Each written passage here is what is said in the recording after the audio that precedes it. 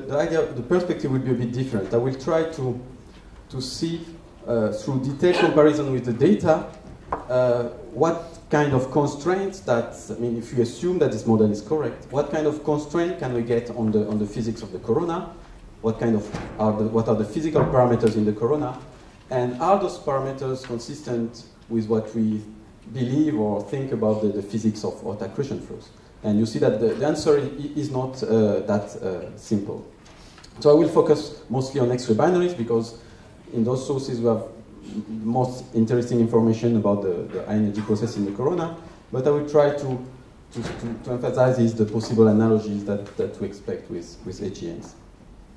So what I call the corona is this very hot plasma that produces the non-thermal hard X-ray emissions in black hole binaries and AGNs.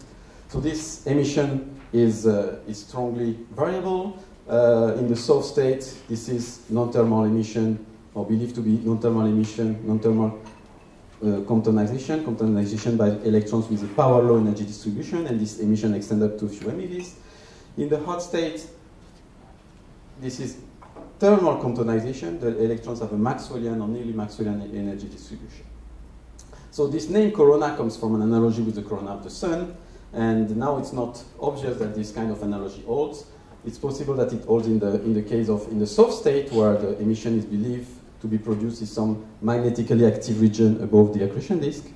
But in the hot state, the situation is different. The disk is truncated far away, and this is why we do not see any evidence or weak evidence of the disk emission in this state. And the innermost part is occupied by this hot, optically thin accretion flow.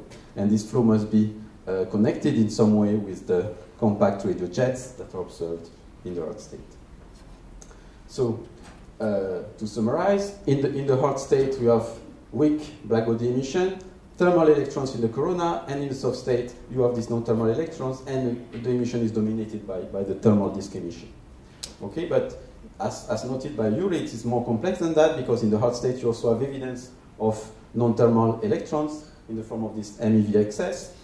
And you also have this intermediate state in which the spectra have intermediate properties between the hard and the soft state.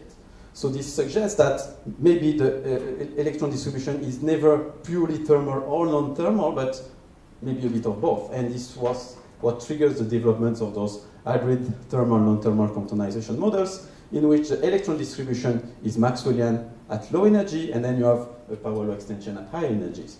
And these are the best fit model to the spectra that I've just shown before, to the soft and the hard state spectra. And you see that the photon distribution, the photon spectra are very different in the two states, but the two electron distributions are very similar, both Maxwellian plus power law. And the main difference between the hard and the soft state regarding the electron distribution is that in the hard state, the temperature and the Thomson depth is significantly larger than in the soft state. And in the hard state, by the way, the Thomson depth tends to be larger than unity. You can easily find, by spectral fitting, optical depth of the order of 2 or 3. And the plasma is therefore not optically thin, and this might be a problem for the dynamic of this hot accretion flow. So due to this joint larger temperature and Thomson depth in the hard state, the emissivity of the Maxwellian component of the distribution is much stronger, and this component, the thermal comptonization component, dominates the hard X-rays, while in the soft state it is barely detectable, and the emission is then dominated by the non-thermal particles. And in the hard state, those non-thermal particles contribute only at MeV energies. Okay? The reason why the temperature of the corona in the soft state is smaller could be due to radiative cooling, because in the soft state, the corona is strongly illuminated by the source photon from the disk. You have this strong thermal component coming from the disk, and an electron in the corona sees many more photons, soft photons, and will interact with them, comptonize, and lose its energy much faster. Therefore, on average, you expect the temperature or the energy of the electrons in the soft state to be much smaller than in the hard state. So this model was, that is called Egbert, that is implemented into Expect, was developed by Yuri Putanen and Paolo Coppi, and then applied to the data by many other people, like Marek Wieliński, Andrzej Żarski, Chris Dawn, myself, and others. And it's fantastic because it works apparently all the time. You can fit any source in any spectral state. It works all the time. And this is just an example of an integral observation of Jx to the -4 during a state transition. And what you see here is a smooth evolution of the emission of the corona from apparently thermal comptonization to non-thermal as the flux of the disk emission increases. And if you fit this spectra with the Eckler model, you find that it is completely consistent, this evolution, with a softening of the with a cooling of the corona as the disk emission increases. So the corona can be cooled by the soft photon from the disk and appears gradually more and more non-thermal because the temperature decreases. So we are very happy, but now the problem is what I mentioned earlier, that sometimes in those bright sources, we tend to find Thomson depths that are larger than unity. And in standard accretion disk theory, in which the viscosity scale like the gas pressure, you do not find such solutions. Because large Thomson depth means also large densities, and the cooling rate is extremely large. You have efficient coupling between protons and electrons, so you have a very strong cooling, and your flow collapse instantly into a standard geometrically thin disk, and you do not have this hot flow. And the only way to solve this problem that I know was proposed by Oda et al. And Wu et al. And Fragile and Meyers, is to assume that this hot flow is magnetically dominated, that it is supported by magnetic pressure. So you assume that the magnetic pressure is larger than the gas pressure, and you assume that the viscous heating scale like the total pressure of the gas plus magnetic. And by doing so, you increase at the same time the heating rate, and you decrease the cooling rate, because the scale is higher, you have a lower density. And this allows you to obtain large optical depth solution with the optical depth of a few. In this model, the temperature of the electron and ion are comparable. It's not really a two-temperature plasma, but you have to assume a very strong magnetic field, and it's not clear, of course, how you produce that. So maybe we could turn to other kind of models, because there are also alternative models for the hot state.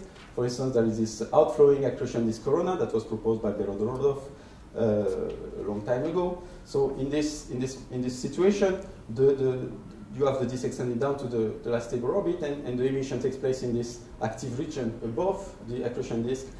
And this region are ejected or moving away with mildly relativistic velocities.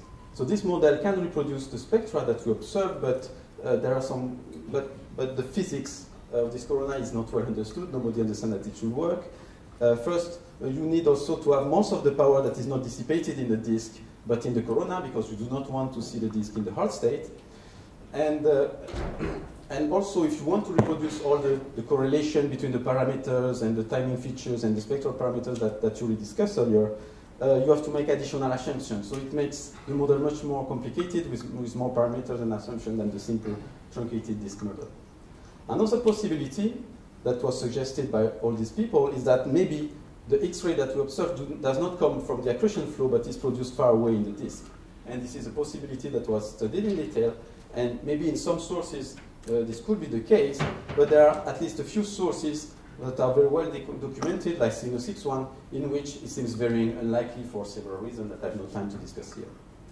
But anyway, even if we believe all these models, we find that all this model needs a strong magnetic field to work. The hot accretion flow solution seems to need a strong magnetic field in order to have this large Thomson depth. The accretion disk corona are intrinsically magnetically dominated, and also even the MHD jet models need strong magnetic field to eject and propel the materials away. So you need at least equipartition magnetic field.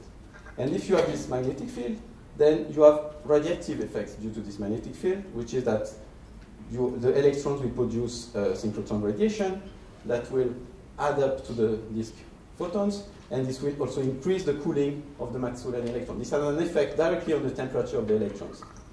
And also you have this effect, which is cyclosynchrotron self-absorption, which is that the low-energy electrons are able to absorb, in presence of a magnetic field, the synchrotron radiation that is produced by higher energy electrons. And this constitutes a very strong coupling between the particles, which is able to thermalize the electron distribution very quickly on a light crossing time scale. So even if you have an acceleration processes that produce, for instance, a power law, you expect to have very quickly formation of a thermal Maxwellian distribution of electrons in the system. So we developed this kind of model in Toulouse by essentially Ono Belmont work on that, and Juri Putanen in his group in Finland as well. And we then compare this kind of model to the data. So the model was compared to data from Cygnus X1, JX 9-4, even Cygnus X3. And to summarize, what we found is that all spectral states are consistent with pure non-thermal acceleration models. You do not need to assume that there is a Maxwellian energy distribution. It formed by itself and at the right temperature due to this thermalization process that I mentioned earlier.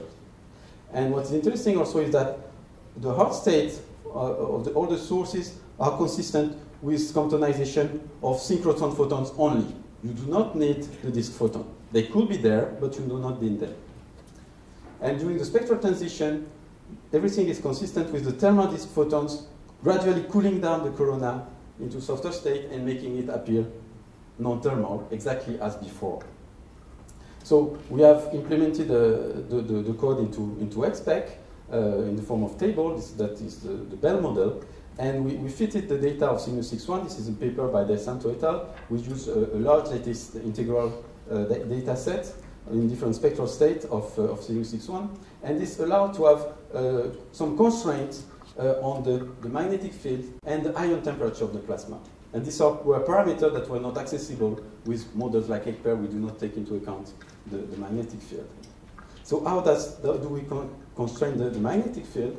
It's quite simple actually, because we observe this non-thermal component in the hard and in the soft state, and this is inverse compton by non-thermal electrons, and those electrons dominates the synchrotron emission of the system. So by seeing this, you know the number of electrons that you have in your system, and then the level of synchrotron emission depends only on the magnetic field. So if you have too strong magnetic field, then you have too many synchrotron photons, and you cool down your distribution to temperatures that are not observed. And therefore you can constrain the magnetic field via the temperature of the electrons. In the soft states, the magnetic field is not very well constrained, and the constraints that we get are not very meaningful. But in the hard state, those constraints are quite interesting, because we find that in order to fit this kind of spectra, we need a very weak magnetic field that is strongly sub-equipartition. Magnetic field of the order of 10 to the 4 Gauss, which is huge, but compared to the energy of the corona, this is not much. And the consequence of that is that we have all those models that seem to require quite a strong magnetic field, but when we do the fit with the synchrotron model, we find that the magnetic field must be weak. And the reason is that we have those non-thermal electrons that generate too much synchrotron if the magnetic field is strong. So maybe we do not understand anything about the accretion flow, or maybe there is a problem with our model, spectral model that we want to solve. And a possibility is to remove the non-thermal electron and to say, perhaps those non-thermal electrons are not in exactly the same region where the bulk of the Maxwellian electrons are. You need a kind of multi-zone corona, for instance, a multi-zone corona in which you have different regions with very different electron distribution. For instance, you could have this kind of configuration where you have a possibly magnetically dominated hot accretion flow producing essentially thermal comptonization, and maybe some flare on the outer disk producing the non-thermal excess that you observe. And then during the state transition, the respective luminosity of the two components changes, and you can produce the spectral evolution. Another possibility is that the MEV excess is actually produced not in the accretion flow, but somewhere in the jet. And this is something that is suggested by the recent claim of detection of polarization in this excess by integral that was obtained independently by two instruments in integral analyzed by two different teams. And they found that the level of polarization in this tail here is very large and much higher than in the component that correspond to the thermal comptonization. And this was interpreted, they interpreted it as a contribution from the jet, And Andres made a model to show that this was possible. Actually, in the paper, the conclusion is that he's not convinced that this is the best solution. We think this is unlikely, but I mean, this is a possibility that we should consider. Okay, so up to now, I've discussed sources that are close to the spectral transition with luminosity of a few percent of Eddington, something like that.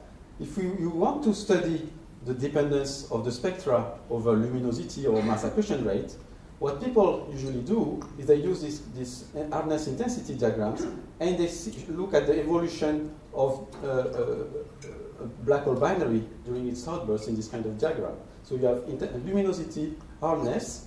So on the right-hand side, you're in the hard state. On the left-hand side, you're in a soft state. The sources at low luminosity are usually in the hard state. They rise up. Here you see the compact jets. Then there is transition to the soft state associated with discrete radio ejection. And then the luminosity decreases. And at some point, you go back to the hard state. And the source go back to quiescence. But this transition here appears most of the time is at a different luminosity than on the other side. And the reason for this kind of hysteresis behavior is not very well understood. There are different ideas and scenarios. I will just mention this scenario, which is based on the truncated disk model, and that is worked by Ferreira and Petrucci in Grenoble. So, and this is interesting because this is the only model, to my knowledge, which is based on full accretion flow and jet solution that are coupled together. So the effects of the jet on the hot flow is fully taken into account in this solution. And basically they say that what drives this evolution is the truncation radius of the disk, which in this particular model is related to the magnetization of the disk, and this adds an additional parameter to the system, and this magnetization could evolve during the outburst and produce a different transition and different luminosity. I mean, this is just a scenario, there are other ideas. But what I would like to stress is this kind of Q-shaped curves during the evolution of the source appear to be ubiquitous. You observe it in black hole binaries, as I've shown, in neutron star binaries, apparently also in white dwarf.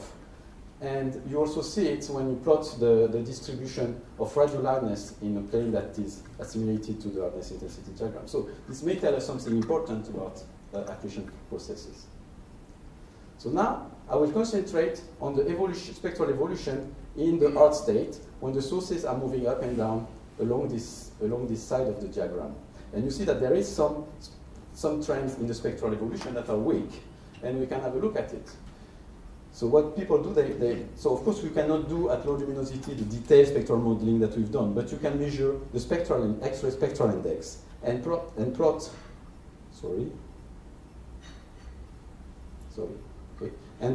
how the spectral index depends on luminosity. And what is found is that usually at low luminosity, the spectral index decreases with luminosity. In other words, the X-ray spectrum is harder when brighter. And then at some point, around a few percent of Eddington, there is a change in this trend, and then the X-ray spectrum becomes softer when brighter. And apparently, a similar trend is observed also in AGN. And the explanation for that, a possible explanation, is that there is a change in radiation mechanism at about 1% of Eddington. Below, the disk is very far away, and the only seed photon for quantization in this medium are the synchrotron photons. And you can work out then how, assuming some scaling for the magnetic field with luminosity, you can show that when luminosity increases, your spectrum becomes harder. But at some point, the disk comes closer and closer to the innermost part of the accretion flow, and the hot flow starts to fill the source photon coming from the disk. And this is additional cooling. And then as luminosity increases, then the spectrum becomes softer and softer. So this is an interpretation of this change of behavior. So now what happens if we go towards lower and lower luminosity? Does the spectrum become softer and softer indefinitely? Of course not. What is observed is that around 10 to the minus 4 Eddington, the spectral index saturates at a value that is around 2.1. And then the spectral index appears to be nearly independent on the luminosity. And to me, this suggests that we do not see thermal quantization anymore, but we see emission from a non-thermal electron distribution. And this could be possible in the hot flow because at such low accretion rate, the Thomson depth is ridiculous. And the emission is dominated by non-thermal particles because the emissivity of the Maxwellian is very small. It's a bit like the transition to the soft state. So you see only the non-thermal particles in this case.